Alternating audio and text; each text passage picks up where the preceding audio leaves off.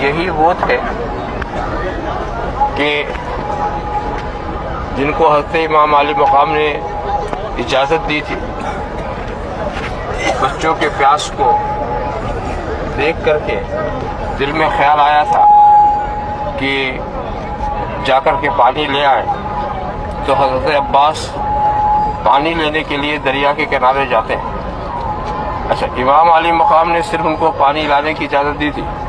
اطاعت امیر کی اس سے بہتر کوئی مثال نہیں مل سکتی کہ انہوں نے پانی لانے کے سوا کچھ دوسری کوشش نہیں کی، ورنہ وہ علی کے گھرانے کے شیر تھے اور ہاشمی گھرانے کا انہیں چاند کہا جاتا ہے۔ یا قمر بنی ہاشم، یا قمر بنی ہاشم، اے ہاشمی گھرانے کے چاند۔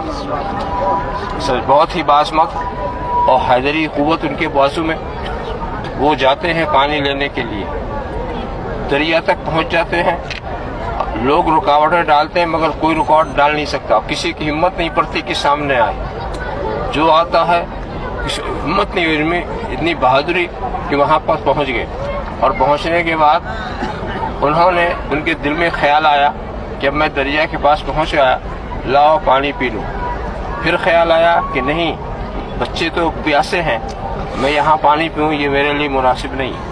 اور خیر انہوں نے تو یہ سوچا تو سوچا، ان کے اندر ایک انسان کا دل تھا اور وہ بڑے اونچے مقام کے لوگ تھے، مگر ان کا جو گھوڑا وہ بھی تو پیاسا تھا۔ اس نے بھی سوچا کہ ہمارے امام نے نہیں پیا تو ہم بھی پانی نہیں پیتے۔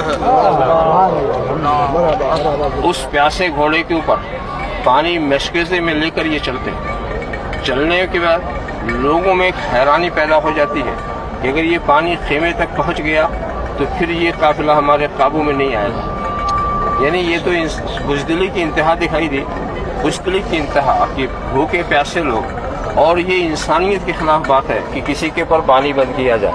اور جناب والا پھر وہاں سے حضرت عباس پانی لے کے چلتے ہیں، تو جس ہاتھ میں لے کے چلتے ہیں اس ہاتھ پر کسی شقید ضرب لگائی وہ ہاتھ کٹ جاتا، آپ دوسرے ہاتھ میں لے لیتے ہیں، اس پر ہاتھ پر ضرب لگائی وہ ہاتھ شہید ہو جاتا، آپ اپنے ہونٹوں سے اس کو پکڑ لیتے۔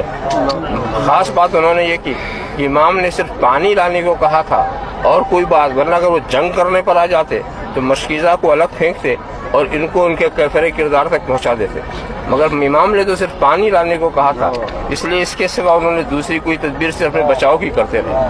اور اس کے بعد جب وہ انہوں نے ہونٹوں سے پکڑ لیا اس کو زور سے مشکیزے کو، تو پھر دشمنوں نے تیر کے ذریعہ مشکیزے کے اندر سوراخ پیدا کیا، سوراخ پیدا ہونے سے سارا پانی اس میں سے نکل گیا، سارا پانی نکل گیا، اور اس کے بعد دونوں ہاتھ تو ختم ہی ہو چکے تھے اور بے بسی کا عالم تھا، ہر طرف سے تیروں کی بوچھار، نیزوں کی مار، اور آپ وہاں سے جب شہید ہو کر گرتے ہیں، یا حسینہ کہہ کر کے، یا خواہ اے میرے بھائی، یہ حسین کہہ کے نعرہ کرتے ہیں، یا امام اے میرے امام کہہ کر کو نعرہ وہ لگاتے ہیں، حضرت امام ان کی لاش پہ آتے ہیں،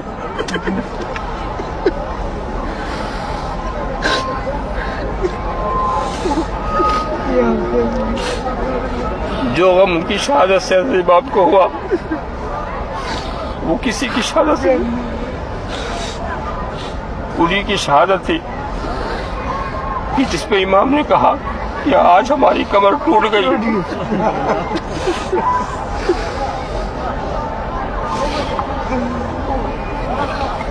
تو یہ مجاہدین، یہ خدا کے شیر، ان کی ہمت کی داد دینا چاہیے۔ آپ سوچیں اور غور کریں اپنے یہاں کے حال کے پیش نظر، ایک 14 سال کے بچے کی صلاحیت کیا ہوتی ہے، ایک 18 سال کا بچہ کیا کر سکتا ہے۔ کسی کڑیل جوان کو آپ 3 دن بھوکا، 3 دن پیاسا رکھیں تو اپنی چرپائی سے اٹھ نہیں سکتا، مگر حضرت علی اکبر 18 سال کے 3 دن کے بھوکے پیاسے ہیں، حضرت قاسم 14 سال کے 3 دن کے بھوکے پیاسے ہیں، مگر دشمنوں سے لڑتے ایسا ہیں کہ کوئی سامنے آتا ہے تو بچ کے نہیں جاتا، اور پھر وہ بزدلی کی انتہا کرتے ہیں، ایک آدمی کے مقابلے میں سینکڑوں حملہ کرتے ہیں مگر سامنے آنے کی کسی میں جرت نہیں، جدھر جاتے ہیں پرے کے پرے صاف کر دیتے ہیں، مگر دور سے پھر تیر اندازی شروع کی جاتی ہے اور تیروں سے بدن کو چھلنی کیا جاتا ہے. ایسے موقع پر گھوڑے کی پشت پر گرمی کی تیزی میں تلوار چلانا, دشمنوں کو ان کو کیفر کردار تک پہنچانا, یہ انسانی طاقت سے باہر کی چیز ہے, باہر کی چیز ہے. اس میں بھی شان ولایت ہے. اور یہ تو انہوں نے جو کچھ اختیار کیا یہ ان کا اپنا سمجھ لیجئے. یہ نہیں ہے کہ مجبور تھے, مجبور نہیں تھے, بلکہ وہ مختار کی اولاد تھے. مختار وہ مجبور بالکل نہیں تھے, مگر انہوں نے اپنا اختیار نہیں دکھایا, اپنا اقتدار نہیں دکھایا. اپنی حیثیت تو ضرور سمجھا دی, حیثیت تو انہوں نے ضرور سمجھا دی. آپ سوچیں فرات کیا, نہر فرات کیا, دریائے فرات کیا, ان کے بچوں کے بچے, غلاموں کے غلام, ان کے سامنے کیا مقام ہے غریب نواز کا. بچوں کے بچے, غلاموں کے غلام, اور ایک انا ساگر کو انہوں نے ایک لوٹے کے اندر کھینچ دیا.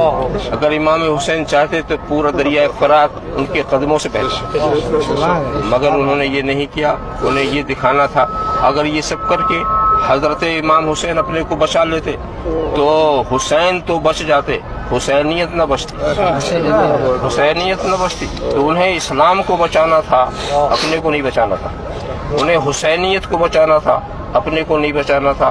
اس لیے کہ اس کے لیے قربانی پیش کرنی ہے. اب آپ دیکھیں, غور کریں کہ دمشق کے تخت پر بیٹھنے والا یزید, زمین کے آج اس کا حشر کیا ہے. آج دیکھو وہ تخت کیا ہو گیا, وہ تخت تو تاج اجڑا ہوا آپ دیکھ کر کے آئے ہیں, اور آج اس کے اوپر لعنت برس رہی ہے. اس کی قبر کے اوپر لوگ جا کر پتھر مار رہے ہیں, رمیے جمار کر رہے ہیں, کیا کیا کر رہے ہیں. اور جس حسین کے بچے بچے جن کو میدان کربلا میں بھوکا پیاسا شہید کیا گیا تھا, آج ان کے مینارے آسمانوں سے بات کر رہے ہیں. یہ قلعہ, یہ سلطنت, دلوں پر یہ حکومت. اور اس کے بعد یہ کتنی بڑی کامیابی کی بات ہے.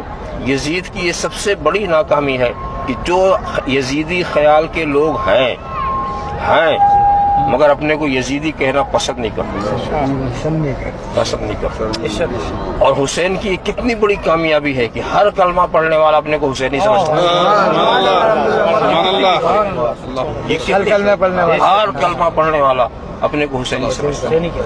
یہ اتنی بڑی کامیابی. آپ کتنی دور سے یہاں آئے, کیوں آئے, کون سی طاقت کھینچ رہی ہے, کیوں آئے. آپ سمجھتے ہیں کہ یہاں کچھ ہمیں ملتا ہے, یہاں ہمیں ملتا ہے, اور اس لیے ہم آئے. تو یہ بہت بڑا آستانہ, بہت بڑا دربار. رب تبارک و تعالیٰ کا شکر ہے کہ اس نے ہمیں یہاں تک پہنچایا. لقمہ اولیاء کرنا مرتجا با فضل پنجتن.